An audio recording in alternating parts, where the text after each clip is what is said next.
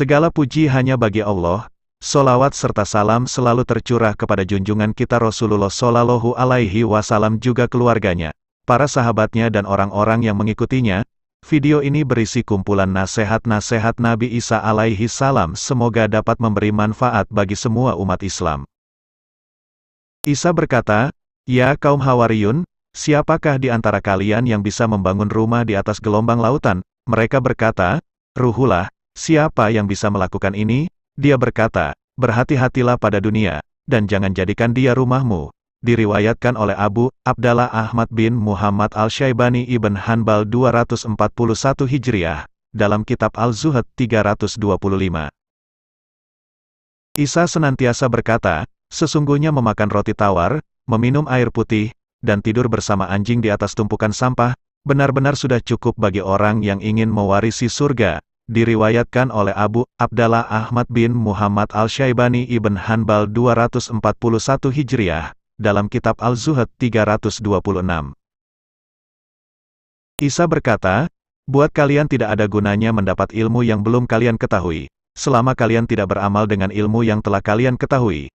Terlalu banyak ilmu hanya menumbuhkan kesombongan kalau kalian tidak beramal sesuai dengannya." Diriwayatkan oleh Abu Abdallah Ahmad bin Muhammad Al-Syaibani Ibn Hanbal 241 Hijriah, dalam kitab Al-Zuhd 327.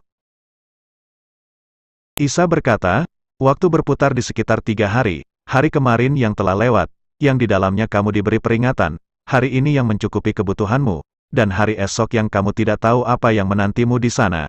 Semua persoalan berputar di sekitar 3 hal, sesuatu yang kebenarannya telah ditunjukkan kepadamu, dan kamu harus berorientasi kepadanya.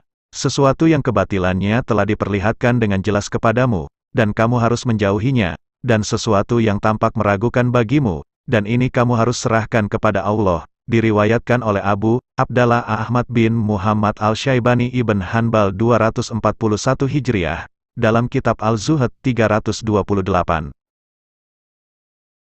Isa berkata, "Hiburlah aku, karena hatiku lunak, dan aku memandang diriku rendah." Diriwayatkan oleh Abu Abdallah Ahmad bin Muhammad Al-Syaibani Ibn Hanbal 241 Hijriah, dalam kitab Al-Zuhd 329.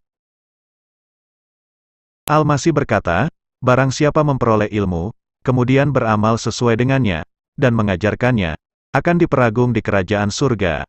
Diriwayatkan oleh Abu Abdallah Ahmad bin Muhammad Al-Syaibani Ibn Hanbal 241 Hijriah, dalam kitab Al-Zuhd 330. Orang bertanya kepada Isa, "Mengapa engkau bisa berjalan di atas air?" Isa menjawab, "Karena keteguhan iman." Mereka melanjutkan, "Kami juga mempunyai iman yang teguh." Isa bertanya, "Apakah bagi kalian batu, lumpur, dan emas sama?" Tidak jawab mereka. Isa berkata, "Di mataku semua itu sama." Diriwayatkan oleh Abu Abdallah Ahmad bin Muhammad Al-Syaibani Ibn Hanbal 241 Hijriah, dalam kitab Al-Zuhd 331.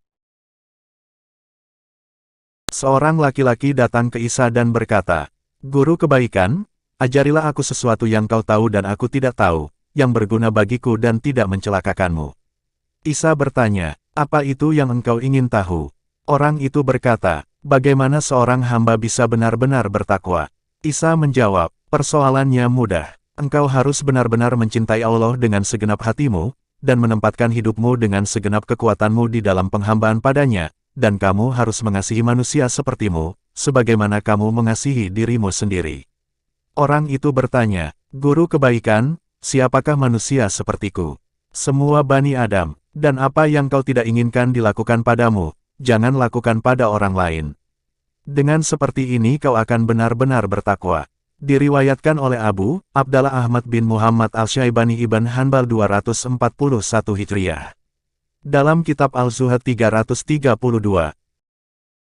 Isa senantiasa menyiapkan makanan untuk para pengikutnya, kemudian memanggil mereka untuk makan, menunggu mereka di meja, dan berkata, "Itulah apa yang harus kalian lakukan pada kaum miskin." Diriwayatkan oleh Abu Abdallah Ahmad bin Muhammad Al-Syaibani Ibn Hanbal 241 Hijriah, dalam kitab Al-Zuhd 333.